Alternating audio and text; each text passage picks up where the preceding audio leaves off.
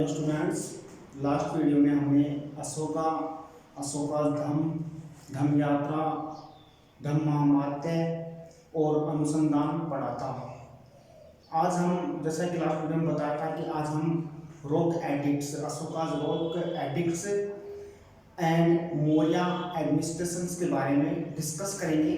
तो सबसे पहले हम जो लास्ट टॉपिक था रॉक एडिक्ट्स, उसके बारे में देखेंगे। और उसके बाद में जो मौर्य एडमिनिस्ट्रेशन है, central administration, provincial administration and city administration, उसके बारे में डिस्कस करेंगे। तो अब हम देखते हैं रॉक एडिक्ट्स। तो रॉक एडिक्ट्स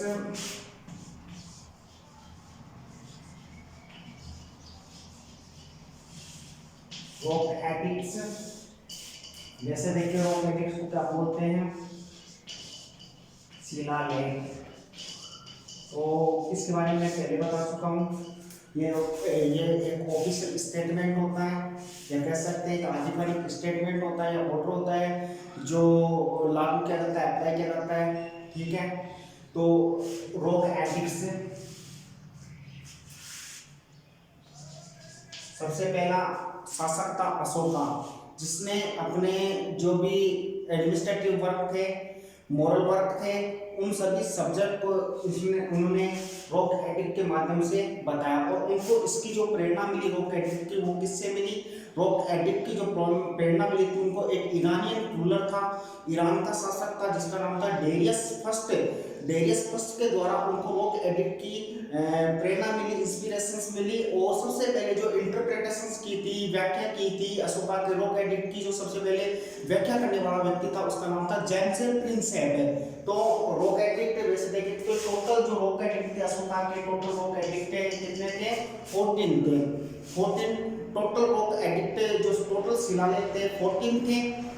इसके अलावा जो इसके जो शिलालेख थे वो कौन सी स्क्रिप्ट में थे? तो अशोका के द्वारा जो भी रॉक एडिक्ट लिखे गए थे वो कौन, जो भी रॉक एडिक्ट थे अशोका के, वो खरोष्टी और ब्राह्मी लिपि में थे। मोस्ट ऑफ द जो रॉक एडिक्ट थे वो ब्राह्मी स्क्रिप्ट में थे। और मानसेरा और शाहबाज गढ़ी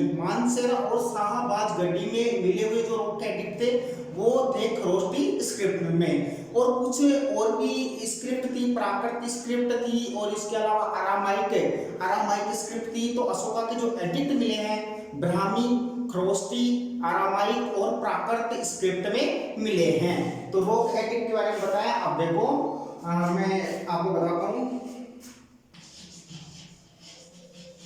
Ashoka was the first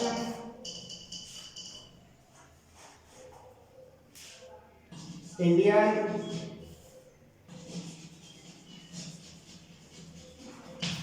ruler who addressed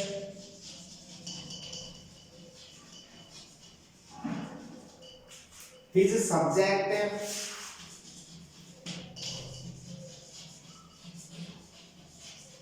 through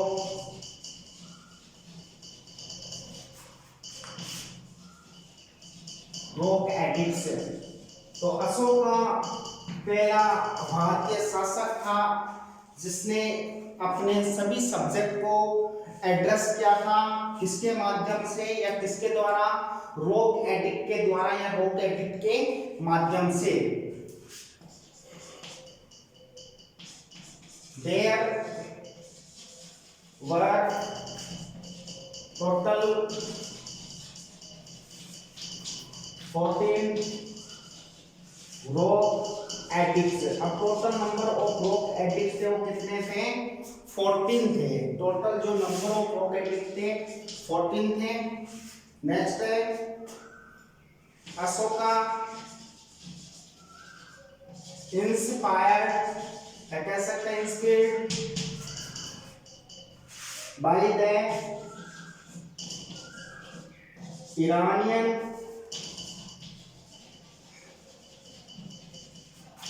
ruler Darius first. तो अशोका था, उसको प्रेरणा मिली, ईरान का शासक था, ईरानियन रूलर ईरान का शासक जिसका नाम था डेरियस प्रथम, उनके द्वारा अशोका को रोक एडिक्ट लिखने की प्रेरणा मिली।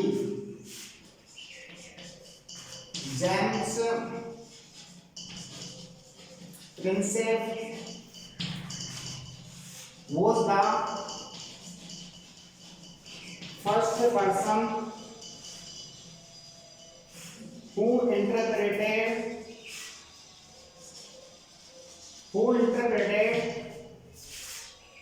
the edicts of Ashoka. तो अशोका के द्वारा जो भी रोक एडिक्ट लिखे गए थे उनकी इंटरप्रेट का मतलब होता है व्याख्या करना, या उसको सबसे पहले बताने वाला जो व्यक्ति था वो था जेम्स प्रिंसेप, जिन्होंने अशोका के जो रोक एडिक्ट लिखे गए थे, अशोका के जो रोक एडिक्ट थे उनको सबसे पहले इंटरप्रेट करने वाला जो व्यक्ति था उसका नाम था जेम्स प्रिंसेप।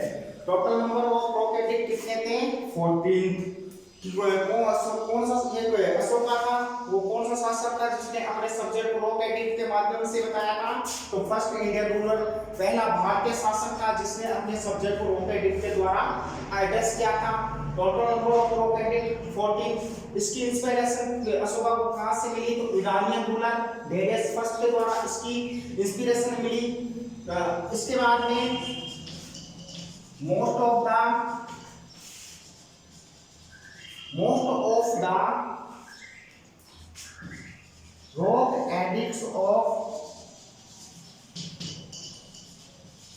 अशोका के जो अधिकतर शिलालेख हैं are in Brahmi and Kharosthi script. तो अशोका के जो अधिकतर अभिलेख थे वो कौन से स्क्रिप्ट में थे? Brahmi and Kharosthi script. या कह सकते हैं कि अशोका के द्वारा लिखे गए जो अधिकतर रोक एडिक्ट थे, शिलालेख थे, वो ब्राह्मी और खरोष्ठी स्क्रिप्ट में लिखे गए थे। तो ये था रोक एडिक्ट से। तो अब हम नेक्स्ट देखेंगे मौर्य एडमिनिस्ट्रेशंस के बारे में। अभी तक हमने मौर्य डायनेस्टी के 3 जो ग्रेट रूलर्स हैं, चंद्रगुप्त मौर्य, बिंबिसार, अशोका के बारे में पढ़ा। इसके बाद में आने वाले जो भी रूलर थे, अशोका के बाद में आने वाले जो भी रूलर थे वो सभी क्या थे? वीक थे।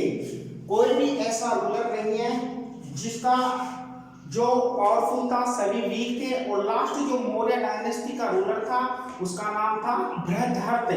तो हमारे जो 10th का सिलेबस है उसमें इन 3 रूलर्स के बारे में बताया गया है, चंद्रगुप्त मौर्य, बिंबिसार और एम्परर अशोका के बारे में। अब हम देखेंगे मौर्य एडमिनिस्ट्रेशन के बारे में। तो आप वीडियो को पॉज करें और रोक एडिक्ट के बारे में जो बताया गया है उसको आप अपनी नोटबुक में राइट कर लें।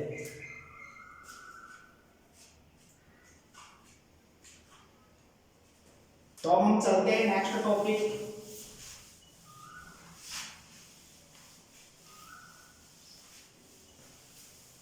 मौर्य एडमिनिस्ट्रेशन, मौर्य प्रशासन।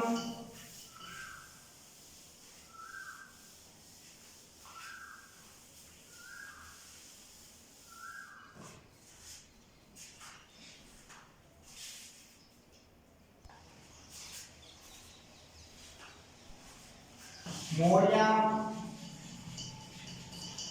एडमिनिस्ट्रेशन,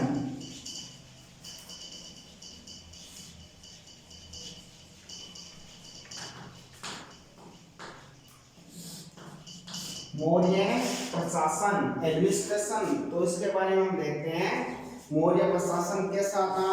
तो ये फर्स्ट टाइम हुआ था जब भारत में सेंट्रलाइज्ड गवर्नमेंट की एस्टेब्लिशमेंट हुई थी first time in India during the Maurya. Maurya के समय के दौरान फर्स्ट टाइम भारत में सेंट्रलाइज्ड गवर्नेंस सिस्टम थी वो एग्जिस्ट हुई, या कह सकते हैं सेंट्रलाइज्ड जो केंद्रीकृत सरकार थी, गवर्नेंस सिस्टम थी, शासन प्रणाली थी, वो अस्तित्व में आई, जिसके तहत जो सेंटर से नीचे प्रोविंस थे, प्रोविंस से नीचे सिटी काउंसिल थी। तो यहाँ पर सेंटर में जो रूल था वो किसका था, किंग का। फिर उससे नीचे वाले लेवल पे था प्रोविंस, प्रोविंस पे रूल किसका था, आर्यपुत्र या कह सकते हैं कुमार या प्रिंस का। उससे नीचे सिटी काउंसिल आ गई, ठीक है। तो इस प्रकार सबसे पहले सेंट्रलाइज्ड जो गवर्नेंस सिस्टम एस्टैब्लिश्ड हुई थी in India during the time of Maurya. इसके अलावा इस समय जो किंग था वो ऑटोक्रेटिक नहीं था, निरंकुश नहीं था, ऑटोक्रेटिक नहीं था। किंग था वो पब्लिक वेलफेयर के काम करता था, या कह सकते हैं पब्लिक वेलफेयर के जो वर्क होते थे, जनता के कल्याण के जो कार्य होते थे उनमें किंग लगा रहता था। प्रोविंस में किंग ने नियुक्त कर रखे थे किसको, या कह सकते हैं प्रोविंस का जो एडमिनिस्ट्रेशन था वो किसके हाथों में था, प्रिंस यानी राजकुमार के हाथों में था। तो इस प्रकार जो किंग था वो ऑटोक्रेटिक नहीं था, किंग था वो ऑटोक्रेटिक नहीं था। इसको हम बता सकते हैं कि जो कौटिल्य था, कौटिल्य कौन था, कौटिल्य, चाणक्य, विष्णुगुप्त। चाणक्य, कौटिल्य या विष्णुगुप्त ये तीनों एक ही व्यक्ति के नाम है, चाणक्य के। और चाणक्य ने अपनी पुस्तक इकोनॉमिक्स, उनके द्वारा जो अर्थशास्त्र लिखी गई थी उसमें उन्होंने जो स्टेट था, स्टेट के 7 भाग बताए थे। कौन कौन से बताए थे, अमात्य, अमात्य बताया था, अमात्य के अलावा किंग बताया था, अमात्य, जनपद, force, treasury, army and friends, ये 7 पार्ट्स बताए थे स्टेट के। किसने, कौटिल्य ने बताए थे अपनी पुस्तक या बुक अर्थशास्त्र में बताए थे। इसके बाद में उस समय जो चीफ मिनिस्टर हुआ करता था, या चीफ मिनिस्टर था, सीएम, या कह सकते हैं जो प्रीस्ट यानी पुरोहित, प्रीस्ट या चीफ मिनिस्टर हुआ करता था, उसकी जो अपॉइंटमेंट होती थी वो अपॉइंटमेंट किसके द्वारा की जाती थी, किंग के द्वारा की जाती थी, राजा के द्वारा की जाती थी। लेकिन पहले उस पर जो कैरेक्टर होता था, जो उसका चरित्र होता था, चरित्र की अच्छी तरह से एग्जामिन यानी परीक्षा की जाती थी, एग्जामिन किया जाता था उसके कैरेक्टर का। उसी के बाद में उसकी नियुक्ति, अपॉइंटमेंट होता था, उसको क्या कहा जाता था, उपधा परीक्षण कहा जाता था। इसके साथ में ही वो जो मेंबर्स थे, कैबिनेट, चीफ मिनिस्टर है, प्रीस्ट है, ये काउंसिल ऑफ मिनिस्टर थे, उसके भी सदस्य थे। तो ये था मौर्य एडमिनिस्ट्रेशन। मौर्य एडमिनिस्ट्रेशन को सेंट्रल एडमिनिस्ट्रेशन में, प्रोविंशियल एडमिनिस्ट्रेशन में और सिटी एडमिनिस्ट्रेशन में डिवाइड किया गया। सेंट्रल एडमिनिस्ट्रेशन में ये जो मौर्य एडमिनिस्ट्रेशन था उसमें सेंट्रल में वहां पर डिपार्टमेंट थे और कई 18 डिपार्टमेंट थे, और इन डिपार्टमेंट को तीर्थ कहा जाता था, और इनका जो हेड होता था उसको महामात्य कहा जाता था। उसके बाद में आता है प्रोविंस। उस समय जो ये मगध ये था, मौर्य जो एम्पायर था वो 5 प्रोविंस में डिवाइड था, उत्तर पथ, दक्षिण पथ, मध्य देश, और कह सकते हैं वेस्ट में अवंती, उज्जैनी, और ईस्ट में कलिंग। तो उत्तर पथ तक्षशिला, दक्षिण पथ स्वर्णगिरी, मध्य देश पाटलिपुत्र, वेस्ट में अवंती या उज्जैनी, और ईस्ट में कलिंग या कौशाली। तो इसमें ये डिवाइड था प्रोविंस में, ठीक है। प्रोविंस में डिवाइड था। उसके बाद में आता है सिटी एडमिनिस्ट्रेशन। तो सिटी एडमिनिस्ट्रेशन में 30 मेंबर थे, टोटल 30 मेंबर थे। वहां पर 30 मेंबर्स के लिए 6 कमिटीज थी, ईच कमिटीज में 5 मेंबर्स थे, और वो 5 मेंबर्स थे उन सभी का अलग अलग वर्क था, ठीक है। उसको अभी हम देखते हैं, डिस्कस करते हैं पॉइंट टू पॉइंट। तो सबसे पहले देखते हैं Maurya administration.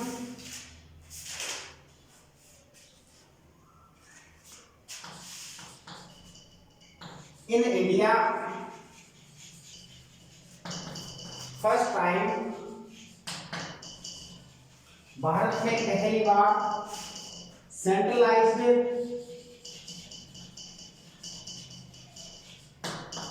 Governance system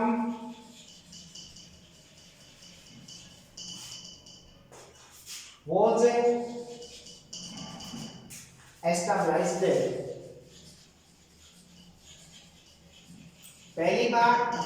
establish हुई थी सेंट्रलाइज्ड गवर्नेंस सिस्टम इंडिया में मौर्य पीरियड के दौरान।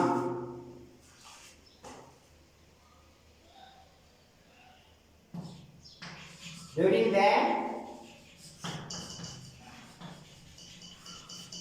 Maurya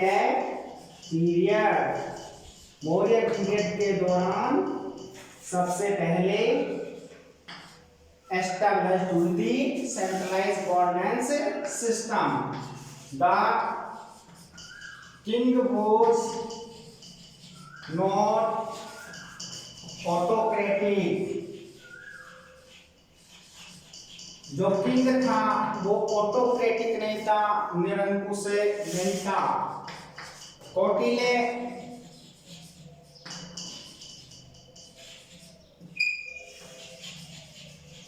designated the parts of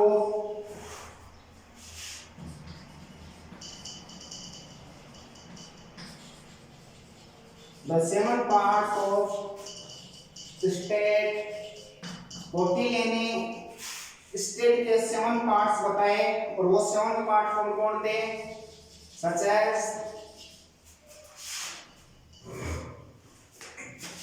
राजा, अमात्य, जनपद, फ्रेंड, आर्मी। तो राजा, अमात्य, जनपद, फ्रेंड, आर्मी, ट्रेजरी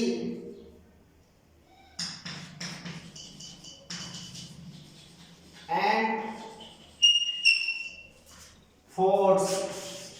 तो ये कौटिल्य के द्वारा बताए गए स्टेट के 7 पार्ट थे। कौन कौन से?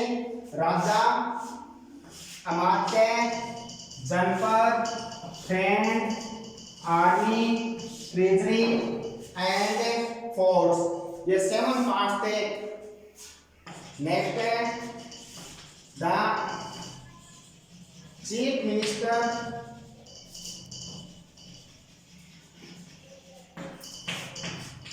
And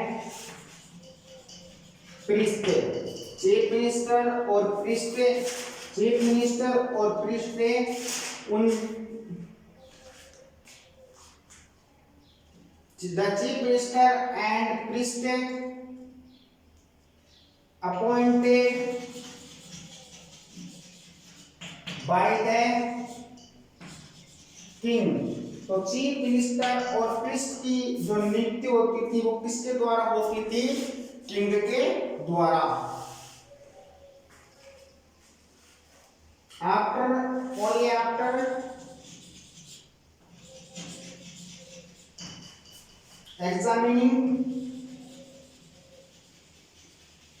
only after examining their character, यानी उनका जो चरित्र था उनकी एग्जामिन होने के बाद में किंग के द्वारा प्रीस्ट और चीफ मिनिस्टर की नियुक्ति की जाती थी। और ये जो प्रोसेस थी उस प्रोसेस को क्या कहते थे? This process was known as उपधा परीक्षण। इस प्रोसेस को क्या कहते थे? उपधा परीक्षण कहते थे। तो व्हाट वाज उपधा परीक्षण? तो उपधा परीक्षण was a process in which chief minister and priest appointed by the king only after examining their character well is known as उपधा परीक्षण। तो ये था मौर्य एडमिनिस्ट्रेशन के बारे में। तो इसको अब ये जो इस मौर्य एडमिनिस्ट्रेशन के बारे में आपको राइट करवा रहे हैं पॉइंट टू पॉइंट। तो अभी ये कंप्लीट नहीं हुआ है, इसको आप राइट करो। इसके बाद में नेक्स्ट चलते हैं।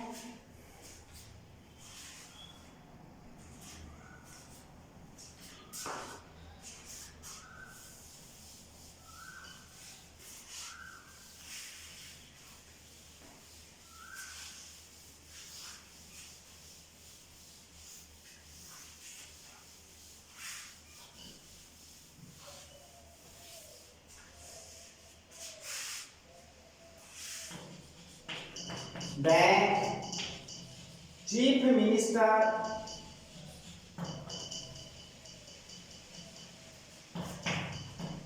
and priest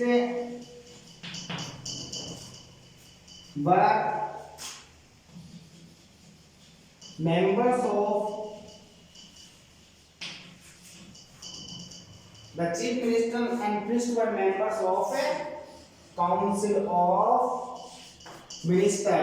तो राजा की जो काउंसिल ऑफ मिनिस्टर होती थी या कह सकते हैं मंत्री परिषद है, मंत्री परिषद होती थी, उसके लिए सदस्य भी होते थे कौन, चीफ मिनिस्टर और प्रीस्ट। और इनका अपॉइंटेड किसके द्वारा किया जाता था, राजा के या किंग के द्वारा किया जाता था। कैसे किया जाता था, पहले उनके कैरेक्टर की जांच होती थी, एग्जामिन होती थी, उसके बाद में इनकी नियुक्ति की जाती थी किसके द्वारा, राजा के द्वारा। तो अब हम देखते हैं इसके बाद जो मौर्य एडमिनिस्ट्रेशन था उसको डिवाइड किया गया था central, provincial and city administration में। तो Maurya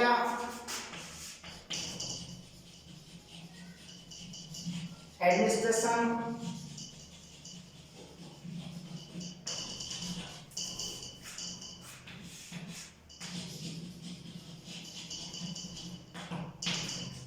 was divided into central, provincial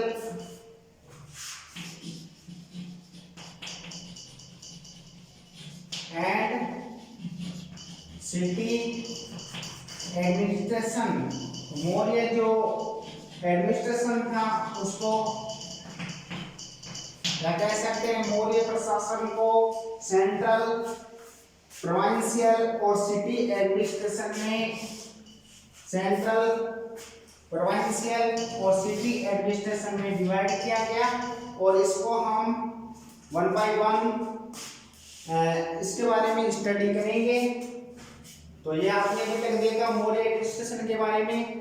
Maurya administration में जो किंग था उसकी क्या भूमिका थी, किंग के द्वारा कौन कौन से वर्क परफॉर्म किए जाते थे। अब जो मौर्य एडमिनिस्ट्रेशन था उसको किस किस में डिवाइड किया गया था, सेंट्रल, प्रोविंशियल और सिटी एडमिनिस्ट्रेशन को। और इसको हम अभी वन बाय वन इसके बारे में डिस्कस करेंगे।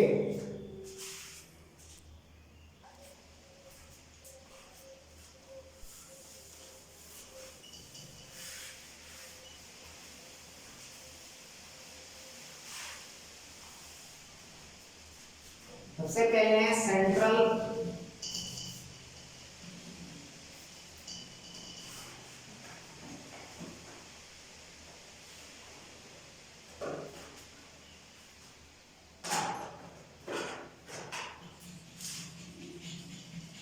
Central administration.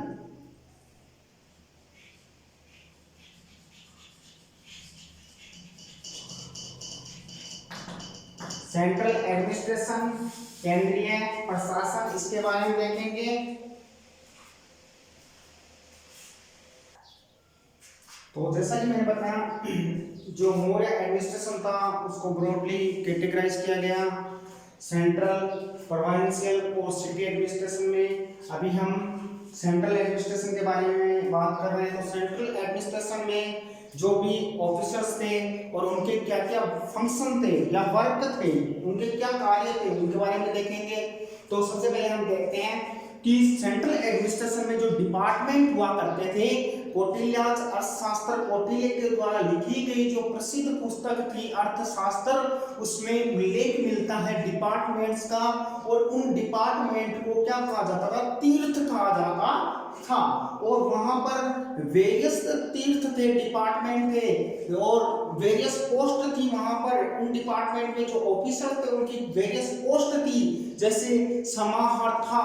समाहर्ता एक रेवेन्यू कलेक्शन ऑफिसर था, officer of revenue collection, revenue collection का ऑफिसर था, उसको समाहर्ता कहते थे। उसका जो फंक्शन था वो क्या था, रिकॉर्ड रखना। किसका रिकॉर्ड रखना, इनकम एक्सपेंडिचर, आय और व्यय का ब्यौरा रखना। इसके साथ में जो एनुअल बजट होता था, एनुअल बजट जो वार्षिक बजट होता था उसका रिकॉर्ड रखना। और ये इसका फंक्शन होता था। इसके अलावा भी कई पोस्ट थी, जैसे सन्निधाता।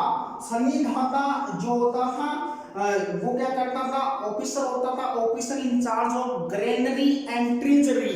जो भी राज्य में अन्न के अन्नागार यानी अन्न के जो भंडार घर होते थे उनको बिल्ड करने का जो वर्क का कार्य था वो किसका था, सन्निधाता का था। और भी कई ऑफिसर्स हैं, जैसे शीताध्यक्ष। शीताध्यक्ष एक ऑफिसर होता था जो कौन से वर्क करता था, एग्रीकल्चर कृषि से जो रिलेटेड वर्क थे वो करने का जो कार्य था वो किसका था, कृषि से रिलेटेड जो वर्क थे वो कार्य था शीताध्यक्ष का। इसके अलावा भी कई पोस्ट थी, जैसे पणियाध्यक्ष। पणियाध्यक्ष क्या करता था, जो भी ट्रेड होता था राज्य में, व्यापार होता था, उसकी मॉनिटरिंग करने का जो वर्क था वो था पणियाध्यक्ष का। इसके अलावा था सूत्राध्यक्ष, जो टेलरिंग और वीविंग का जो वर्क था वो था सूत्राध्यक्ष का। लूणाध्यक्ष, जो स्लॉटर हाउस थे स्टेट में, जो जितने भी स्लॉटर हाउस थे, बूचड़खाने थे, उनको हैंडल करने का जो वर्क था वो था लूणाध्यक्ष के पास में। विविताध्यक्ष था, ऑफिसर जो पास्चर लैंड थी उसको मेंटेन करने का जो वर्क था वो किसके पास में था, विविताध्यक्ष के पास में।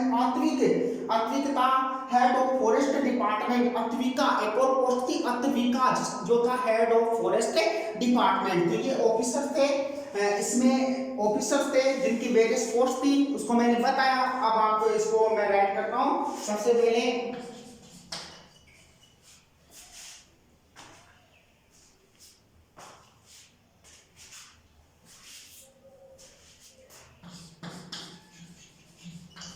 there were 18 departments mentioned in economics,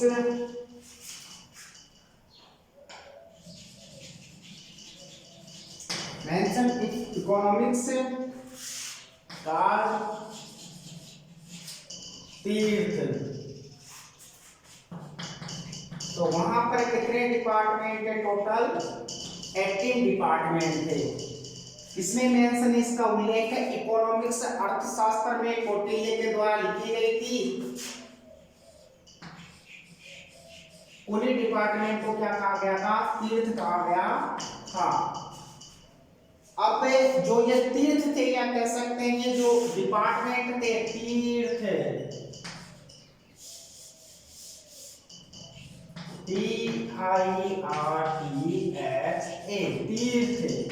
तीर्थ कहा गया था।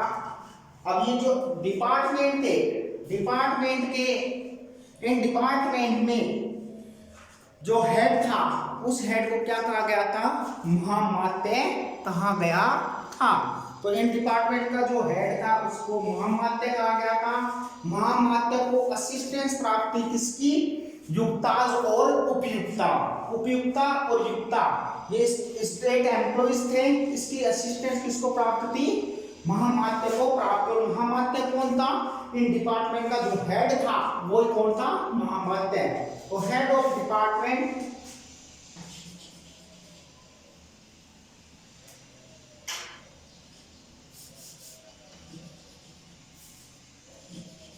महामात्य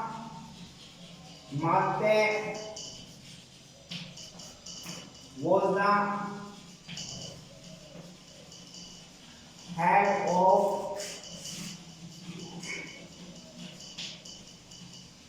डिपार्टमेंट। तो इन डिपार्टमेंट का जो हेड था वो था महामात्य हेड था, और इसको असिस्टेंस थी, महामात्य को असिस्टेंस किसकी थी, असिस्टेंस प्रोवाइड थी इसको युक्ता और एवं उपयुक्ता। युक्ता और उपयुक्ता जो स्टेट एम्प्लॉइज थे उनकी इसको हेल्प थी या असिस्टेंस प्राप्त थी किसको, महामात्य को। अब देखते हैं वहां पर वेरियस पोस्ट थी, वेरियस ऑफिसर्स के लिए वेरियस पोस्ट थी, उन पोस्ट के बारे में देखते हैं। सबसे पहले पोस्ट थी समाहर्ता। समाहर्ता, समाहर्ता कौन था? ऑफिसर ऑफ रेवेन्यू कलेक्शन, यानी रेवेन्यू कलेक्शन होता था समाहर्ता।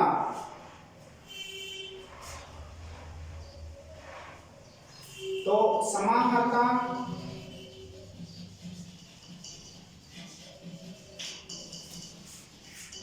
was the officer of revenue collection, revenue collection का या जो राजस्व होता है उसको कलेक्ट करना, उसको संग्रहित करने का जो वर्क था वो किसका था, या कह सकते हैं ऑफिसर था, वो कौन था? समाहर्ता था। ये पोस्ट हुआ करती थी ऑफिसर की, और इसका जो वर्क होता था, वर्क क्या होता था? वर्क होता था इसका record of income and expenditure, आय का आय और व्यय का ब्यौरा रखना। इसके अलावा दूसरा क्या था?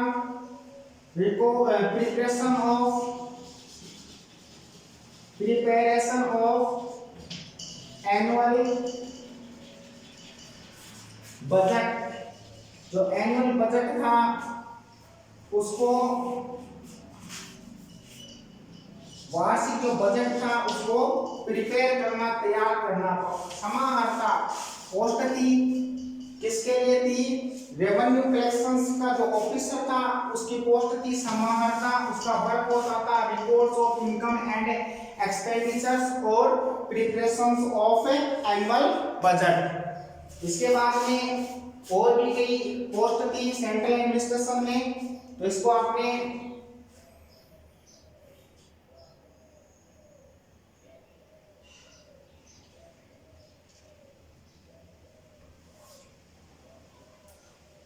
तो इसके बाद में हम चलते हैं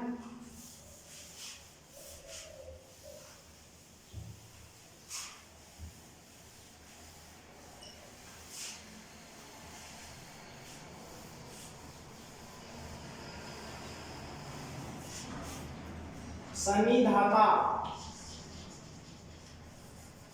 सन्निधाता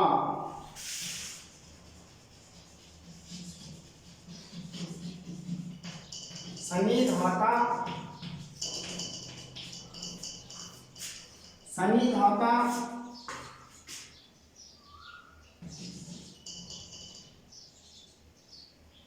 सन्निधाता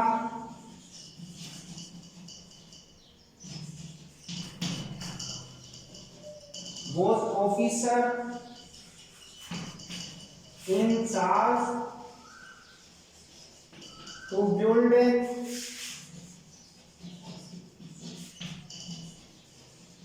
treasury and granary in the state। State में कोषालय और अन्नागार या कह सकते हैं अन्न भंडार को बिल्ड करने का जो चार्ज था जिस ऑफिसर के पास में, उस ऑफिसर का नाम था सन्निधाता, या कह सकते हैं उसकी पोस्ट थी सन्निधाता। तो सन्निधाता एक ऑफिसर था जिसके पास चार्ज था, चार्ज किसका? बिल्ड करने का, ट्रेजरी को बिल्ड करने का, ग्रेनरी इन द स्टेट इसको बिल्ड करने का अधिकार था, वो था सन्निधाता। नेक्स्ट है,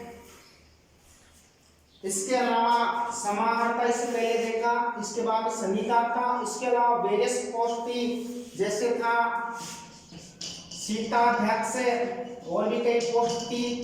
शीताध्यक्ष ये था ऑफिसर जो क्या करता था? हैंडल एग्रीकल्चर, जो एग्रीकल्चर होते थे या एग्रीकल्चर रिलेटेड जितने भी वर्क होते थे वो उसको हैंडल कौन करता था? शीताध्यक्ष। शीताध्यक्ष के अलावा पणियाध्यक्ष, ये भी एक पोस्ट हुआ करती थी, पणियाध्यक्ष।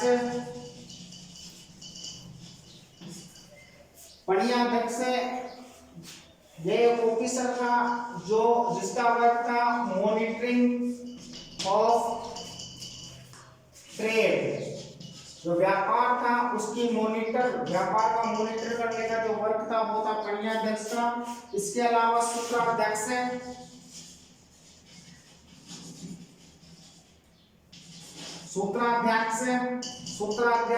ऑफिसर था जिसका वर्क था टेलरिंग और वीविंग के जो भी वर्क, टेलरिंग और वीविंग से रिलेटेड जो भी वर्क थे उनको हैंडल करना। तो work related to tailoring and weaving, tailoring और वीविंग से रिलेटेड जो भी वर्क थे वो किसके हाथ में थे? सूत्राध्यक्ष के हाथ में। उसके बाद में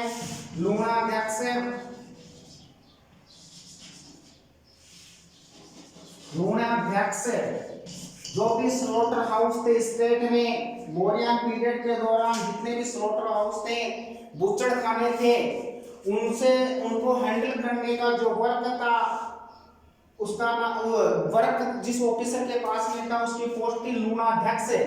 तो work related to slaughter houses, जितने भी स्लॉटर हाउस थे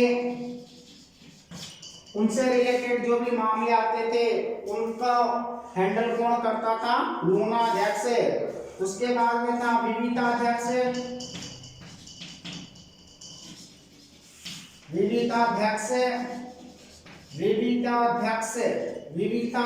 कौन था? तो विविधाध्यक्ष जो पास्चर लैंड हुआ करती थी, पास्चर लैंड चारागाह है भूमि, तो चारागाह भूमि से रिलेटेड जो भी मामले थे वो विविधाध्यक्ष ऑफिसर था, उसकी पोस्ट थी विविधाध्यक्ष, ये उसको सॉल्व करता था। तो pasture land matter related to pasture land, एक इंपॉर्टेंट पोस्ट थी जिसका नाम था अत्विका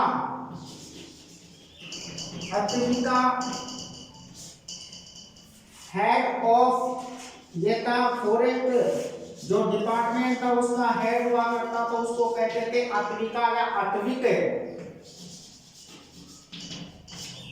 तो ये था सेंट्रल एडमिनिस्ट्रेशन में टोटल कितने डिपार्टमेंट थे? 18 डिपार्टमेंट थे। उन डिपार्टमेंट को क्या कहा जाता था? उन डिपार्टमेंट को तीर्थ कहा जाता था। जो मोस्ट इंपोर्टेंट तीर्थ थे उनके बारे में हमने बात की, या कैसे था, और वो जो था उसका जो हेड हुआ करता था डिपार्टमेंट्स का या तीर्थ का, उसको क्या कहा जाता था? महामात्य कहा जाता था। उसको असिस्टेंस किसकी थी? युक्ता और उपयुक्ता उसको असिस्टेंस करते थे या सहायता देते थे।